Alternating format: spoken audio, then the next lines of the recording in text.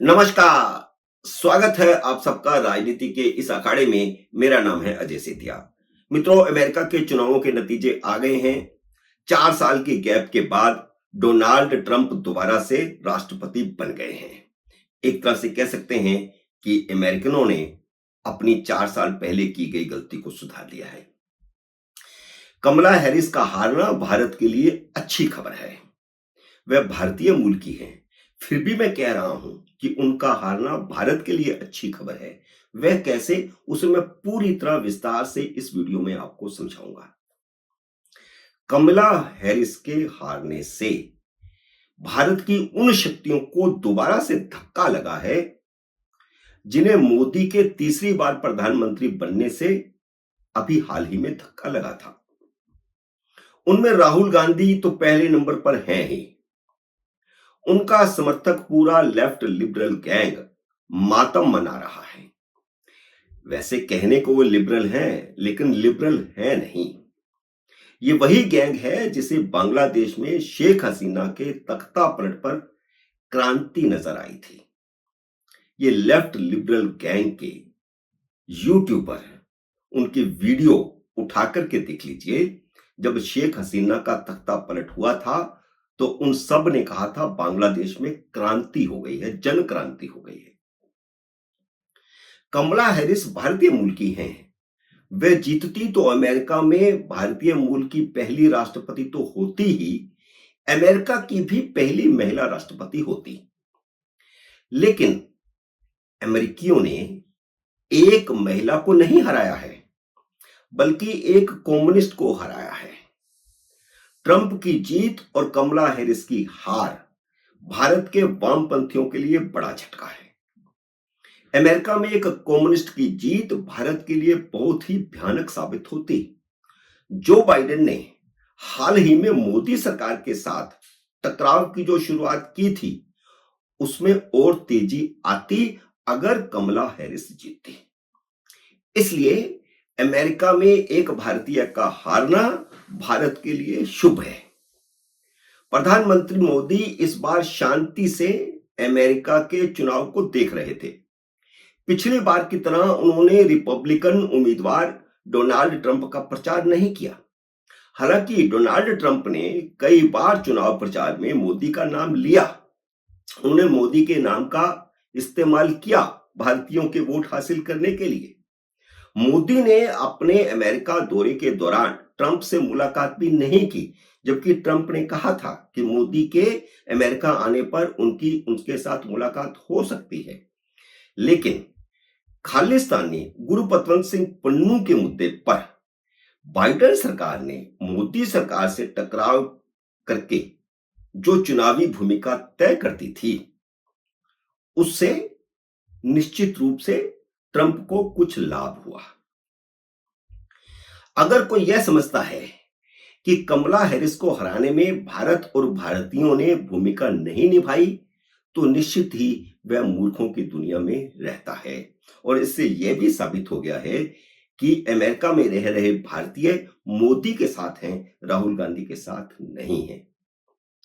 3 कारणों से मोदी सरकार चाहती थी कि डेमोक्रेटिक पार्टी की उम्मीदवार कमला हैरिस हारे। सबसे पहला कारण था, बाइडेन प्रशासन खालिस्तानी पन्नू का मददगार था और कमला हैरिस जीतती तो खालिस्तानियों के हौसले बुलंद होते। पन्नू पर हमले के लिए वह भारत को कटघरे में खड़ा कर रहा था।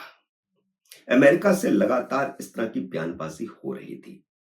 दूसरा कारण था, बाइडेन प्रशासन ने भारतीय चुनावों में राहुल गांधी की जीत के लिए हर संभव कोशिश की थी।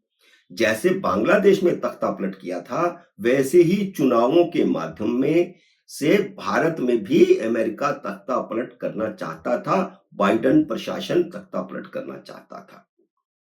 तीसरा कारण था, बाइडेन प्रशासन ने भारत की मित्र बांग्लादेश की प्रधानमंत्री शेख हसीना का तख्ता पलट किया था। कम्युनिस्ट विचारधारा के कारण कमला हैरिस की नीतियां भारत के लिए बाइडेन से भी ज्यादा खतरनाक साबित होती। इसलिए भारत ने और भारतीयों ने कमला हैरिस को हराने में अपना पूरा योगदान दिया है। उपरोक्त कारणों से डोनाल्ड ट्रंप का जीतना भारत के लिए शुभ लक्षण है।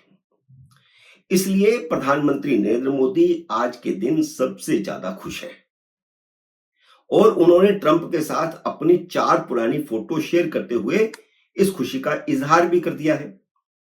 इनमें एक फोटो ट्रंप के साथ गले मिलने वाली है। अमेरिकन भी मानते हैं कि ट्रंप की जीत से अमेरिका के भारत के साथ रिश्तों में सुधार आएगा, जो खालिस्तानियों के कारण हाल ही में तनाव का कारण दोनों में बना हुआ था। अपनी पिछली टर्म के दौरान ट्रंप ने भारत के साथ कुछ बड़े रक्षा समझौते किए थे। ट्रंप का जीतना चीन के लिए जरूर खतरे की घंटी है, क्योंकि ट्रंप की नीतियां चीन विरोधी पहली टर्म में भी रही हैं, अब भी रही हैं और वे घोर चीन विरोधी माने जाते हैं। मोदी और ट्रंप में एक समानता है और वह है राष्ट्र प्रथम की नीति।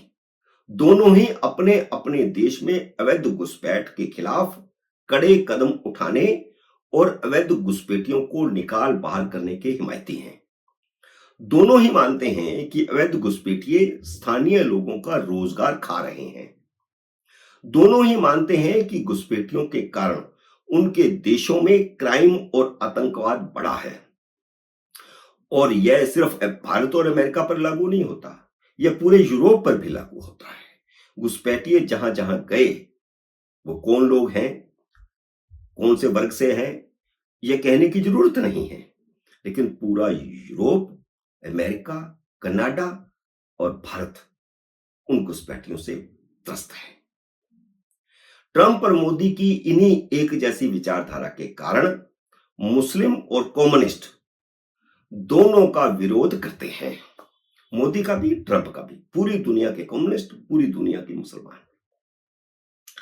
आर्थिक मोर्चे पर भारत के साथ जरूर ट्रंप प्रशासन का थोड़ा बहुत टकराव होगा, क्योंकि मोदी की तरह ट्रंप की नीतियां भी राष्ट्र प्रथम की नीति पर आधारित रहेंगी। ट्रंप अपने देश का फायदा सोचते हैं आर्थिक दृष्टि से, मोदी अपने देश का फायदा, भारत का फायदा सोचते हैं आर्थिक दृष्टि से, तो इसमें थोड़ा बहुत टकराव तो होगा ही। ट्रंप ने अपने पहले कार्यकाल में अमेरिकी उद्योगों को संरक्षण देने की नीतियां अपनाई थी और मोदी भी पिछले 10-11 साल से यही कर रहे हैं। ट्रंप ने चीन और भारत समेत कई देशों से आयात पर भारी टैक्स लगाए थे। ट्रंप ने इस बार भी अमेरिका फर्स्ट का नारा दिया है। चुनाव में उन्होंने वही अमेरिका फर्स्ट का नारा दोहराया है। माना जा रहा है कि जो देश अमेरिकन वस्तुओं के आयात पर ज्यादा टैक्स लगाएंगे, उन देशों से आयात पर वे भी भारी टैक्स लगाएंगे, क्योंकि सबको अपने अपने देश के बारे में सोचने का पूरा अधिकार है। ट्रंप अगर नेशन फर्स्ट की बात करते हैं तो गलत नहीं करते, मोदी अगर नेशन फर्स्ट की बात करते हैं तो गलत नहीं करते। और चुनावों के दौरान भी जहां वे नरेंद्र मोदी को अपना मित्र कहते थे, वहीं उनकी अमेरिकन वस्तुओं पर भारी टैक्स की आलोचना भी करते थे। ट्रंप ने भारत से हार्ले डेविडसन मोटरसाइकिलों पर टैक्स घटाने की मांग की थी, यह सब आपको याद होगा। अर्थशास्त्रियों का मानना है कि अगर ट्रंप ने भारतीय वस्तुओं पर आयात शुल्क बढ़ाया तो उसका भारत की जीडीपी पर कुछ नकारात्मक असर जरूर होगा, लेकिन ट्रंप की जीत से भारत में विपक्ष के हौसले टूटेंगे और वे टूटने शुरू हो चुके हैं।